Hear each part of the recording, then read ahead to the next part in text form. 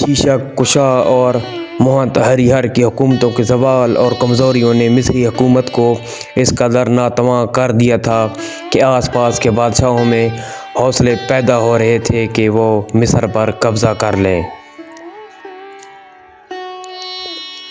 چنانچہ کشتہ خاندان کے آخری زمانے میں عراق کے بادشاہ اسار ہاون نے مصر پر چڑھائی کا ارادہ کیا۔ یہ بادشاہ استوریہ خاندان کا مشہور اقبال مند بادشاہ تھا۔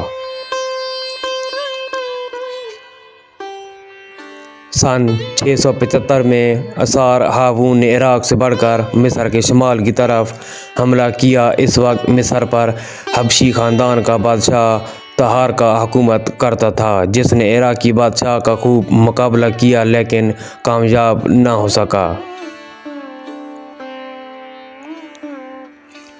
استوری بادشاہ ہاون نے ملک مصر کا پورا شمالی حصہ فتح کر لیا، لیکن فتح کرنے کے بعد اپنے ملک عراق کو واپس چلا تو مصر کے بادشاہ تہارکا سے عراقی فوجوں کا تعاقب کیا اور چاہا کہ عراقی تسلط کو شمالی مصر سے دور کر دے۔ یہ دیکھ کر اسار ہاون نے اپنی عراقی فوجوں کو ساتھ لے کر پھر الٹا آیا اور تہارکا کو سزا دینے کے لیے فوجیں آگے بڑھائیں، مگر قدرت کو یہ منظور نہ تھا۔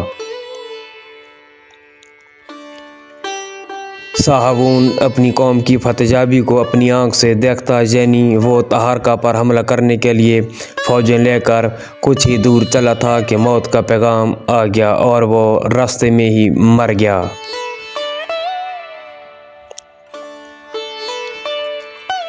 لیکن اسار ہاون کے جرنیلوں نے بادشاہ کے مرنے کے بعد بھی ہمت نہ ہاری اور وہ برابر جلغار کرتے ہوئے آگے بڑھتے رہے، یہاں تک کہ انہوں نے شمالی مصر کو دوبارہ فتح کر لیا اور تہارکا کا عراقیوں سے بالکل مغلوب ہو گیا۔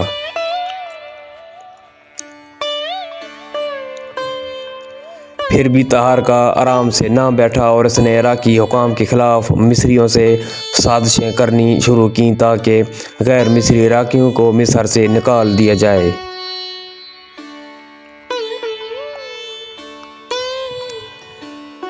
مگر اب بھی تہارکا کی قسمت نے اس کا ساتھ نہ دیا اور اشوری فاتح کامیاب ہوئے۔ اس طرح انہوں نے غدر اور سازش کو دبا لیا۔